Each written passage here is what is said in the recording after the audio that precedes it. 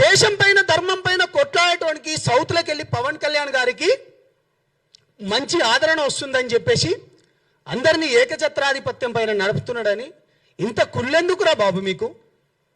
నువ్వు హెరిటేజ్లను దాడి చేస్తున్నావు, చేసుకోరా భయ్, మాకేముంది?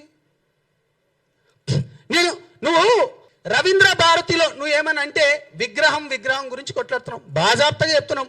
నిన్నెవడు తీయొద్దన్నాడు? బాలసుబ్రహ్మణ్యం విగ్రహం గురించి మేము పెట్టమన్నామా? పోనీ పవన్ కళ్యాణ్ గారు ఏమైనా పెట్టమన్నారా? నువ్వు ఏమైనంటే విగ్రహాల గురించి ఏం రేవంత్ రెడ్డికి పవన్ కళ్యాణ్ గారు ఫోన్ చేసి నువ్వు బాలసుబ్రహ్మణ్యం విగ్రహం ఏమైనా పెట్టొద్దన్నాడా? నువ్వు దానిపైన మాట్లాడరా? రే పృథ్వీ, నేను ఎప్పుడు నీ గురించి ఎప్పుడు అమర్యాదగా మాట్లాడలే పృథ్వీ గారు. నా నాయకుని పైన మీరు ఈ విధంగా మాట్లాడతారా? మనం కొట్లాడతాం.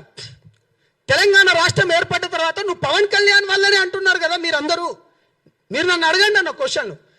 నేరెళ్ళ ఘటన జరిగింది, దళిత బిడ్డలను ఇసుక మాఫియా చేసి తీసుకుపోయి చంపివేసి అన్న వాళ్ళని ఎట్లా కొట్టింది సార్? 3rd degree చేసిండ్రన్నా.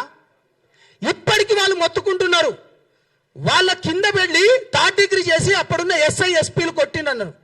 ఏం దానిపైన ఏమో మాట్లాడలే. నేను మాట్లాడినా జనసేన నుంచి. నేను జనసేన జెండా ఎప్పుడైతే కప్పుకున్నానో నేను మాట్లాడినా.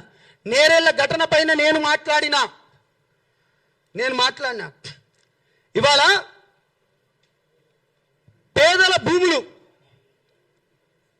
ఎస్సీ ఎస్టీ బీసీల భూములు ఆడ ఫార్మాసిటీ పేరుతోని, గత ప్రభుత్వం ఫార్మాసిటీ, ఇప్పుడున్న ఫ్యూచర్ సిటీ అని చెప్పి ఆ లంబాడి ఆ బీసీ బిడ్డలై, యాదవ గౌడ బిడ్డలై, లేకపోతే మాదిగ మాల బిడ్డలై